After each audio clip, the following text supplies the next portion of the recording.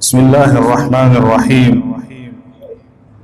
الحمد لله رب العالمين، والصلاة والسلام على سيدنا محمد وعلى آله وصحبه وسلم. اللهم صل وسلم على سيدنا محمد صلاة تخرجنا بها من ظلمات الوهم وتكرمنا بنور الفهم وتوضح لنا ما أشكل حتى أفهمه، إنك تعلم ولا نعلم إنك علام الغيوب. Leo tunaeleza yaliyo sunna kwa wale wanaokwenda hija. Muislamu jitahidi na wewe uende hija, na masiku yenyewe ndio haya. Wa sunanul haji sab'un, sunna za hija ni saba. Al-ifrad, ya kwanza ni ifrad. Ifrad wa huwa taqdimul hajj an al-umrah, ni kuanza kuhiji hija kwanza alafu ifate ibada ya umra.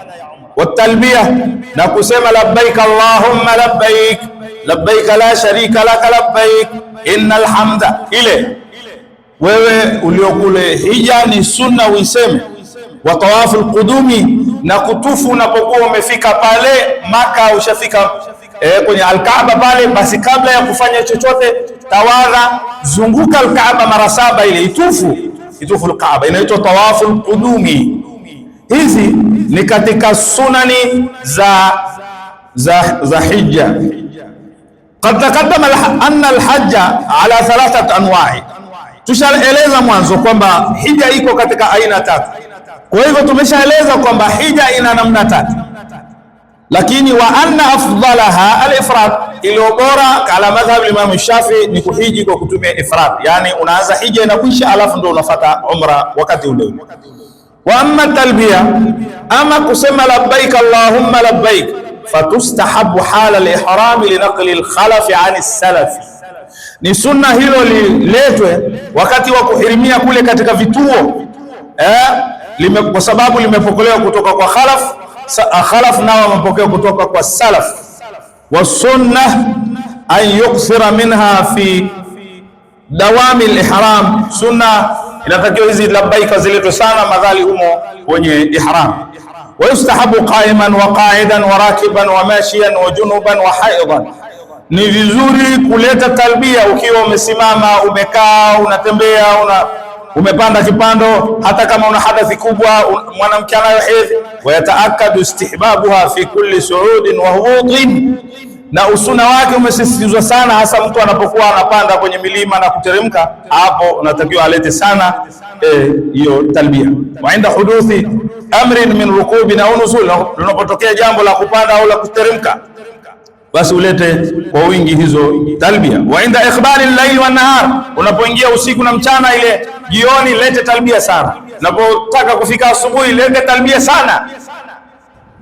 Wa yustahabu lirajul rafu sauti, ni sunna hii kwa mwanamume sauti yake aitoa inyenyue, duna almar'ati, lakini sio mwanamke. Mwanamke anyenyue sauti yake. Ikiwa kwenye ibada mwanamke anaambiwa asinyanyue sauti, kwenye kuimba taarabu, hawa wanapiga kelele huko mitaani, mke wa mtu wewe mbona huwezi kuzungumza pole pole mpaka sauti ya mwanamke ni kitu ghali, si anapayuka tu. Kwenye dini mwanamke anaambiwa sauti yake iko chini. Sasa huko nyumbani, kwa sababu wanawake dini hawataki kusoma, na sisi hatuwafundishi wake zetu kusoma dini, bala ndo tunalo. Kwa hivyo tutakwenda kuulizwa hayo. Yustahabu an yakuna sautu rajuli bisalati ala nabi, ni sunna hiyo sauti ya mwanamume katika kumswalia Mtume Muhammad sallallahu alaihi wasallam, uqaibaha duna sautihi bitalbiya, iwe baada ya talbia, iwe baada ya zile labbaika, alafu unaleta kumswalia Mtume baada ya ile talbia. Na Uislamu unapotaka hata katika kuomba dua, anza kwanza kumswalia Mtume Muhammad, na unapomaliza dua mswalie Mtume Muhammad sallallahu alaihi. Waacha maneno bwana, hivi mwongozo kama huu tungeupata bila bwana huyu? Nuru hii ya Uislamu tungeipata bila Mtume Muhammad? Shawakalla habibi. Ni sunna unapoanza kusoma dua alhamdulillah rabbil alamin wassalatu wassalamu ala sayyidina Muhammad, mswalie Mtume kwanza, alafu mwambie Mungu maneno yako. Mwisho unapomaliza ile maombi yako, alafu pia mswalie Mtume, alafu ndo maliza ile dua yako. bwana, hayo utapata wapi? Darasani. Usiache kumswalia Mtume sallallahu alaihi wasallam. Inna Allaha wa malaikatahu yusalluna ala nabi ya ayyuhalladhina amanu sallu alaihi wasallam. Usipomswalia Mtume utakumswalia nani sasa? Wa yustahabu an yaksira ala talbiyati rasulillah, ni vizuri na imependekezwa kwamba mtu aishie kueleza zile talbia zilizopokewa kutoka kwa Mtume. Wa hiya labbaik allahumma labbaik labbaik la sharika lak labbaik innal hamda wan ni'mata laka wal mulku la sharika lak labbaik. Hiyo wayustahabu idha faragha minha yusalli ala an-nabiy sallallahu alayhi wasallam, na ni sunna anapomaliza sasa hapo hizo talbia zake, ni sunna amsalie Mtume Muhammad sallallahu alayhi wasallam, wa an yas'alahu ridwanahu wal janna, na amuombe Mwenyezi Mungu mtukufu apate ampe radhi zake na ampe pepo. Sio umekwenda hija kule tena unasema ya Allah fulus wewe ni fulus, lakini ndio shafika pale muombe baada ya talbia, sema mswalie Mtume alafu muombe Mwenyezi Mungu akupe radhi zake. Wewe unafikiri kuna kitu kikubwa kama kupata radhi za Mungu? Hakuna. Hata siku ya Kiyama Mwenyezi Mungu atauliza kuuliza watu peponi, mmeridhia hichi nilichokupeni? Tusema na basi Mwenyezi Mungu pale atasema sasa nakupeni kilicho bora kuliko hiyo pepo. Kitu gani? Nakupeni radhi zangu, niko radhi nanyi. Wewe unafikiri radhi ni kitu kidogo? Radhi ya Mungu ni kitu kikubwa. Muombe Mungu upate radhi zake. Unaelewana Sheikh? Kwa hivyo baada ya hapo umuombe Mwenyezi Mungu upate radhi zake, umuombe Mwenyezi Mungu akupe pepo, tena pepo yenyewe ile ya juu hasa. Wa ayasta'idhahu minan nar, na umuombe Mwenyezi Mungu akukinge na adhabu ya moto. Thumma yad'u bima ahabba, baada ya kuomba haya sasa ndio uombe sasa, Allahumma Mwenyezi Mungu nakuomba hali yangu maisha ni ngumu, lakini kwanza umeviomba hivyo. Tunaelewana? Alafu ndio kisha unaeleza ya Rabbi, nimekuja katika maeneo matakatifu haya, nimefanya ibada kwa ajili yako, yote nayafanya kwa ajili yako. Ya Rabbi nikunjulie, ya Rabbi niongozee wanangu, ya Rabbi tuongoze kadha wa kadha. Mwenyezi Mungu dumisha amani katika nchi yetu, Mwenyezi Mungu tuongoze katika kadha wa kadha. Tunaelewana? Lakini kwanza uombe yale ya maana yanokuhusu. Wala yatakallam fi athna'i talbiya wa yukrahu as-salam alayhi. Wa amma tawafu, ama kinachoitwa tawafu, fa huwa thalathatu anwa'i. Tunaomba tawafu jamani ziko aina tatu. Kuna tawafu al-ifadha wa huwa rukunun la budda minhu. Tawafu al-ifadha hii ni nguzo, usipotekeleza wala yasihu al-hajj bidunihi, bila ya tawafu al-ifadha hija haisihi, ni nguzo. Kuna tawafu wadai, kuna kutufu baada ushamaliza ibada zako za kuhiji na umra tayari, sasa unakwenda kutufu, unaiaga al-Kaaba kwamba koheri bwana, unaondoka unakwenda Madina, unakwenda kumzuru bwana Mtume Muhammad sallallahu alaihi wasallam. Mwenyezi Mungu na sisi tupeleke bwana, Mungu asituue na sisi tufike tukamzuru bwana Mtume bwana. Allah.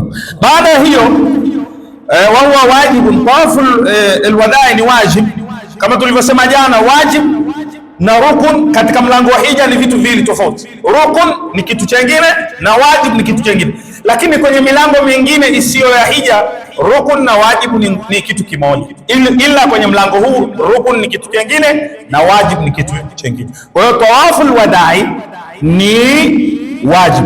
Waqila, kuna kauli nyingine isemayo sunnatun, kwamba tawafu alwadai ni sunna, wa huwa alladhi ikhtasara alayhi shaykh, ndio kauli aliyoishilia na kuisema kwamba hiyo Sheikh.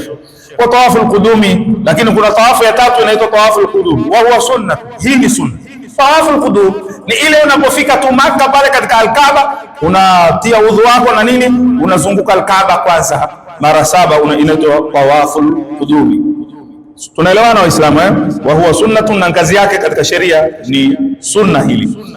Waalam anna almar'ata aljamilata au sharifata, leo kama mwanamke mrembo au mheshimiwa, allati tabruzu lirrijali, ambaye hakai hadharani mbele ya wanaume. So wanawake wanakaa hadharani mapaja wazi hivi, wanazungumza wanawake bana, wanazungumza wanawake, wale wanawake wa Kiislamu.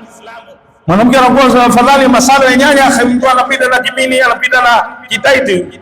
Hao wanawake ni tena Waislamu, na wengine watoto maustadhi, watoto wetu sasa Mpaka mtu asema yule mtoto ustadhi yule bwana. Tumombe Mungu awaongoze. Mwanamke hawi kama masalo ya nyanya, mwanamke anatakiwa ajihifadhi, mwanamke ahifadhiwe, mwanamke ajistiri bwana, sio na kuwa hivi kama hivi unavyokwenda. Na hivi ni sababu yake, kwa sababu dini tunaiacha. Ndio sababu ya yote. Haya. Mwanamke wa namna hiyo ambaye hakai hadharani mbele ya wanaume, tuakhiru tawaf ila al-layl, yeye kutufu kwake atatufu usiku. Kwenye akienda hija hatufu mchana, anatufu usiku. Nadhani tuishie hapa. Wallahu a'la wa a'lam. Wa sallallahu ala sayyidina Muhammadin wa ala alihi wa sahbihi wa sallam. Inshallah, Mungu akipenda, kesho tutaanza yale yaliyo haramu katika ibada ya hija. Mungu na sisi atuchague, atuite tuende tukaitembelea Kaaba na tukafanya ibada, tukamtembelee Bwana Mtume Muhammad sallallahu alaihi wasallam. Lakini kuanzia Jumatatu ijayo tutaanza kueleza, kwa sababu hii hija, ibada ya hija ina mafungamano na Nabiullah Ibrahim, lakini pia na mafungamano na Nabiullah Ismail alayhi salatu wasalam, ambao hao ni babu wa Bwana Mtume sallallahu, hao ni mababu wa Mtume. Tutaanza siku ya Jumatatu kueleza kisa cha Nabiullah Ibrahim. Kuna mafunzo kadha katika kisa hicho, pia kisa cha Nabiullah Ismail kuna mafunzo kadha. Tutavieleza polepole mpaka ikikaribia ibada hiyo ya hija, na tutaeleza mambo yanayohusiana na hija. Wallahu a'la wa alam.